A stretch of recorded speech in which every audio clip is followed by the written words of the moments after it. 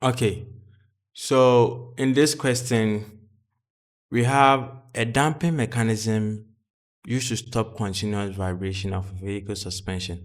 Consists of essentially a piston and whatever attached to the axle. Okay, and it's filled with oil and attached to the frame.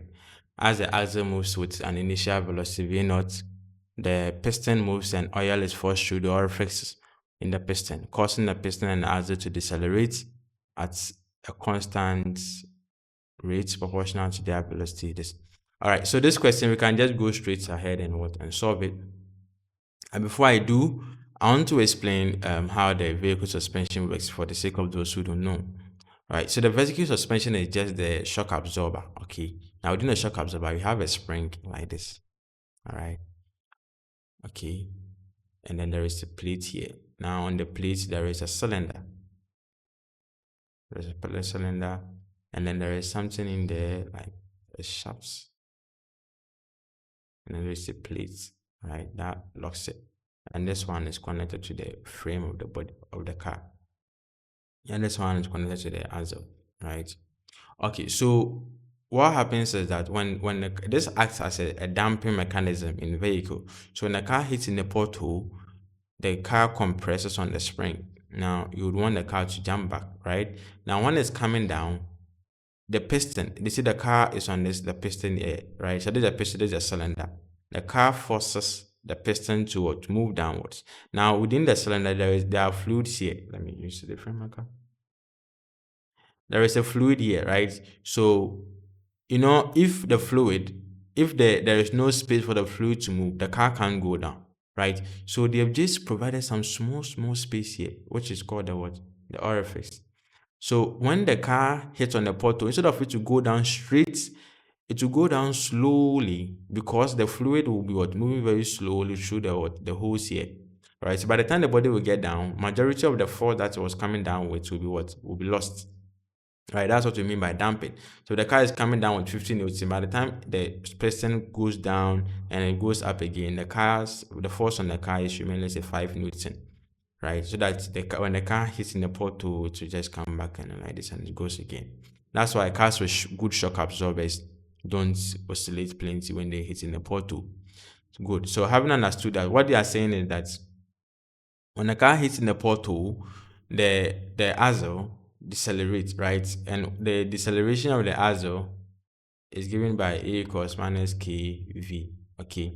And then it was moving with initial, as in the up and down motion, it was moving initial velocity V naught. Right. So initial velocity U is what? V naught. Okay. And yes, definitely the final velocity is going to be V. And they are asking us to find what? V in terms of T and blah, blah, blah. So yes, that is well understood. So let's get to the question. Yes, I don't need to tell you. This is a variable with acceleration question, right? So A is given as minus kV.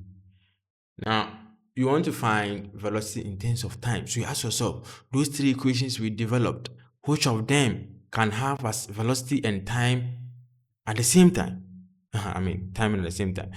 So we know A is equal to what? dV dt, right? So we have differential of V and differential of T. So if you say dV dt equals minus kV, that means if you do the integration, we have time and what? Velocity. So that's what dV will be equal to minus kV d dot t. Then we divide both sides by V and have what? 1 on V dV equals what? Minus k dt. All right. So yes, from here we can integrate from initial velocity V naught to final velocity V and integrate from 0 to time t. So when we integrate 1 on V, that is lane V, okay, and it's also from V naught to V, and that will be equal to what? Minus kt from 0 to t. All right. So in V, if you do the substitution, you're going to have what? Lane V minus lane V naught giving you minus kt. Okay, lane V minus V naught just like log minus log A minus log B. So that would be lane what? V on V naught equals minus kt. All right. Now, lane A is equal to log base E A. right? E is a natural value, the exponent, the value exponent equal to 2.7182. Can check that in the calculator to verify for me. So from here, we can say that we have log base e of v on what v naught equals what minus kt. Then you have to take antilog because you just want v. So antilog, you have v on v naught equals what exponent minus kt. And then make v the subject. V will be equal to v naught exponent minus k and t. Right. So this is the answer to the first question A. The next is to find displacement in terms of time. All right, so yes, that one, we have the velocity, and we know v is equal to what ds dt. So we can say ds dt equals what v naught exponent minus kt. All right, so ds will be equal to v naught exponent minus kt dt. Integrate both sides. Now here, the limit is from 0 to s, from the limit is 0 to t. All right, V naught is constant, so that will come out. It will be left with what minus KT. You have to apply the substitution method in that if you integrate exponents x, you get exponent what x. Sorry, you get exponent x. So here we have you have a factor multiplying the independent variable. So we need to use what substitution method. So you say u should be equal to minus kt, du dt will be equal to minus k, meaning du on minus k is equal to what dt. So having established this, we can say that integral ds equals v naught exponent u multiplying du on minus k. Right. So if you integrate this, you get s from 0 to s, which is equal to v naught exponent u all on minus what k.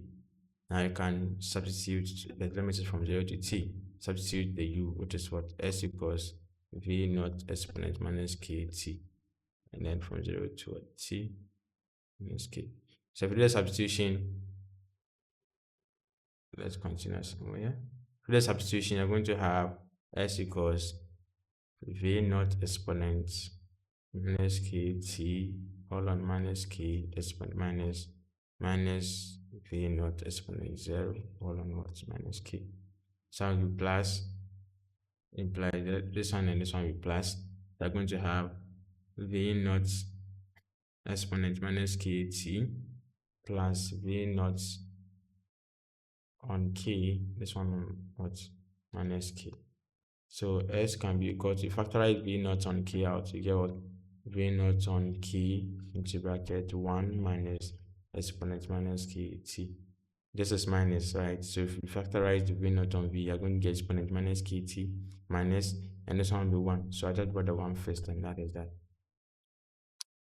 Now the next one is saying we should find what v in terms of what x, right? V in terms of x. So for that, we have v to be equal to what?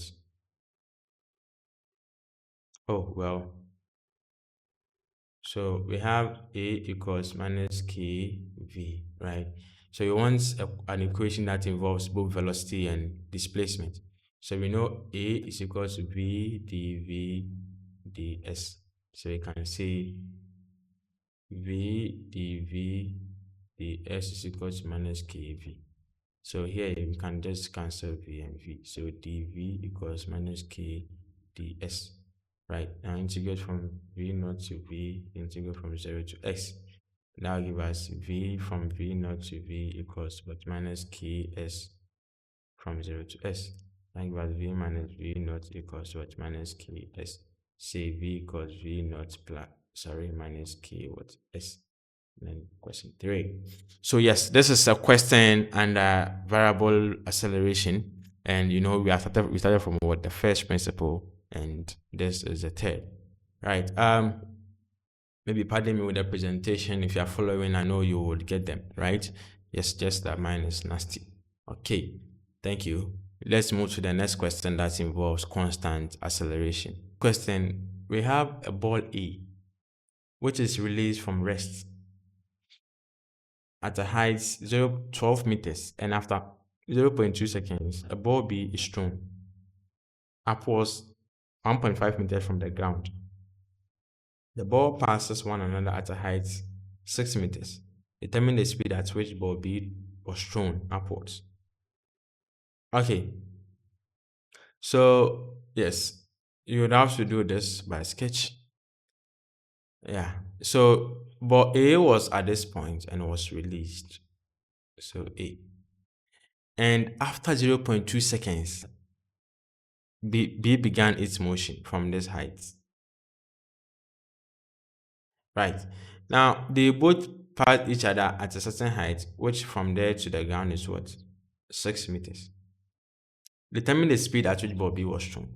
So here, what do we know? We know that they are all under the influence of gravity. G equals what? Minus 9.81 meter per second squared. Now, gravity is always negative. I will explain that later. Now, for A, we have the acceleration. We have initial velocity U for A, which is what? 0 because it was released from rest. Oh, how do I like that? Final velocity, we don't know, right? We don't know the final velocity of A. What else do we know? The displacement of A. A was released from 12, and then now it goes to a point what? A distance 6 meters. So S equals what? 6 meters. And it's negative, right? It's coming downwards. So we know initial velocity, we know displacement, we know acceleration. We can find time. Okay, we can find the time B used to reach the 6 meters. So SA is equal to UAT plus half AT squared. Now SC, which is what? SA is SC. So minus 6 equals 0 times time minus half or plus half minus 9.81 t squared. All right, so what we are going to have minus 6 equals minus 9.81 on 2t squared. So I'm going to have minus 12 over minus 9.81 all squared, which equals what? T. And that will give us t to be equal to square roots of 12 on 9.81. So we have t to be equal to 1.106 seconds. You see, so A used 1.106 seconds to get to the to what 0.6. But what we know is that B started its motion 0.2 after, right? So B will use lesser time, right? Because this one started before B. So if this one used 1.106, B will use lesser time, which is what less in what by what 0.2. So the time B used to reach that same position will be equal to TA minus 0.2. And that will be 1.106 minus 0.2, 0.906 seconds. So now we know the time B used to reach this level, right? Now we know the time of B. What else do we know? We know the distance or displacement. We know the displacement B covered, which is what? From 1.5 to what? From ground 1.5 to a ground what? 6. From a point where the distance from where it is located is 1.5 to a point where from the ground to where it's located is 6. So if you want the distance B covered, which is from here to here, or the displacement, sorry for using this distance, that would be 6 minus what? 1.5, giving us 4.5, and it's positive upwards. It's also under the influence of gravity, right? So we're going to have SB to be equal to UBT plus half chain T squared. What do we know? SB 4.5 equals UB, which UB we don't know. That's what we're looking for, right? The time is 0.906 plus half acceleration we know to be what? Minus 9.81, and the time 0.906 squared. So we need what? UB. Just have to make that the subject. So let's multiply all the terms here.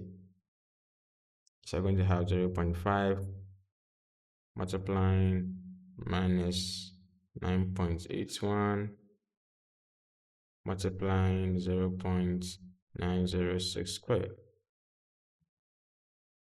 right? And that gives us minus 4. So you're going to have, sorry, the point didn't come.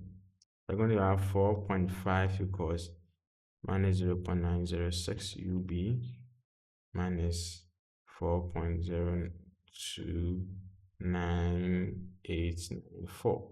So UB will be equal to 4.5 divided by 4 points. No. So we take this guy here and divide by this. So 4 point plus 4.02994 all on 0.90 equals UB. Okay, so now what is UB? UB is equal to 9.410 meters per second. So this gives us the initial velocity of what? Point B, right? So that is that for the constant acceleration question. There are subsequent ones and we're going to go through them as well.